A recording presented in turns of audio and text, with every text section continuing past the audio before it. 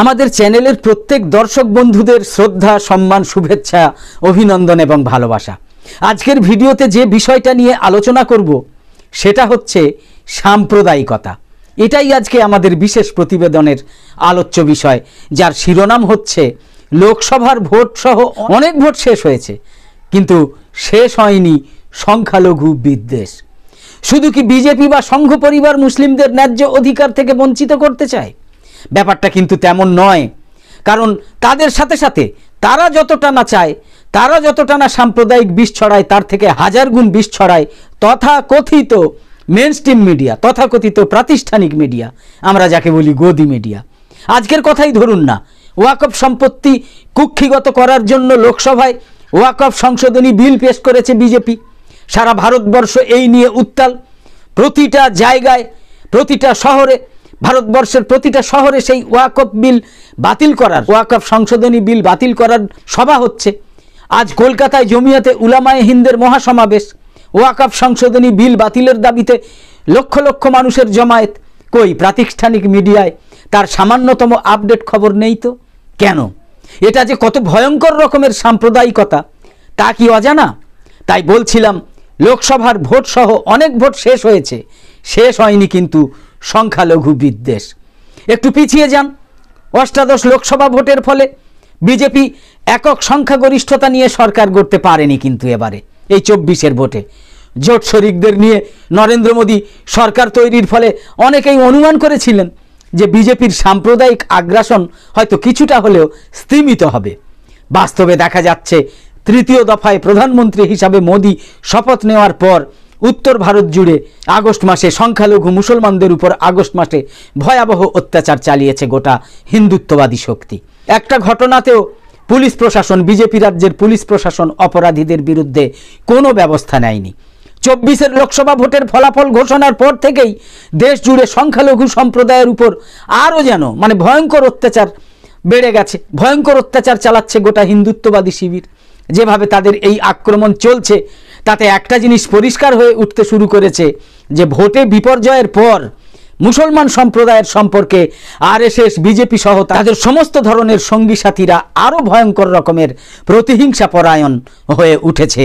সেই প্রতিহিংসার পথ ধরে তারা মেরুকরণের রাজনীতিকে এই কদিনেই উত্তর এবং মধ্য ভারতে এমন একটা জায়গায় পৌঁছে দিতে শুরু করেছে, যার ফলাফল একটা বড় সামাজিক সংকট ডেকে আনছেও। ভোটের ফল প্রকাশের পর এমনভাবে আক্রমণ শানানো শুরু হয়েছে যাতে গোটা সামাজিক পরিবেশটাই বিষাক্ত হয়ে ওঠে, আর তাদের সাথে পোঁ ধরেছে গদি মিডিয়া। ভোটের ফলাফল প্রকাশিত হবার অব্যবহিত পরেই ছত্তিশগড়ের রাজধানী, আপনারা খবরে দেখেছেন, রায়পুরে একটা বলদ নিয়ে 3 জন মুসলমান যাচ্ছিলেন। সেই সময় ওই 3 ব্যক্তিকে গোরক্ষকরা আটক করে, তথাকথিত গোরক্ষকরা। এই 3 জন মুসলমান গরু পাচারকারী, এই অভিযোগ তুলে স্বঘোষিত গোরক্ষকেরা তাদের পিটিয়ে মারে। চিন্তা করুন, গোটা ঘটনা সম্পর্কে আজ পর্যন্ত ছত্তিশগড়ের পুলিশ কোনো রকম ব্যবস্থা নেওয়া তো দূরের কথা, তদন্ত পর্যন্ত করেনি। যেন মুসলমানের প্রাণ, ওটা কি আবার প্রাণ নাকি? উত্তরপ্রদেশের আলিগড়ে একজন মুসলমানকে চোর অপবাদ দিয়ে নৃশংসভাবে খুন করা হলো।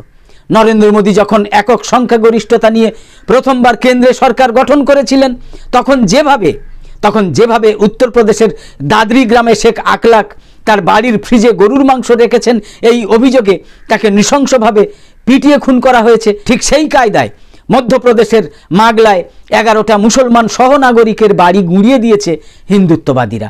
অভিযোগ কি না, ওই 11টা বাড়ির ফ্রিজে নাকি গরুর মাংস ছিল। এই কথাটা স্থানীয়ভাবে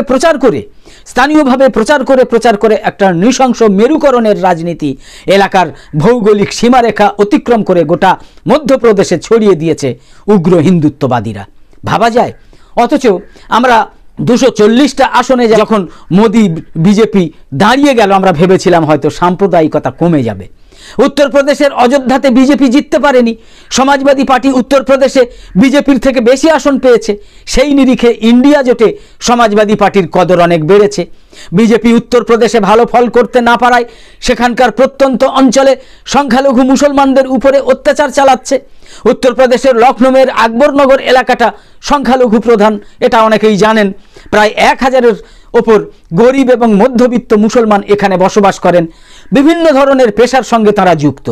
এখানকার নদীর উপরে নাকি অবৈধ নির্মাণ হচ্ছে, আর সেই নির্মাণ কাজ করছে নাকি তারা, ওই সংখ্যালঘু মুসলমানরা। লোকসভা ভোটের আগে থেকে এমন অভিযোগ তুলে গোটা এলাকায় একটা সাম্প্রদায়িক উত্তেজনা ছড়িয়েছিলেন উত্তরপ্রদেশের মুখ্যমন্ত্রী যোগী আদিত্যনাথ নিজে।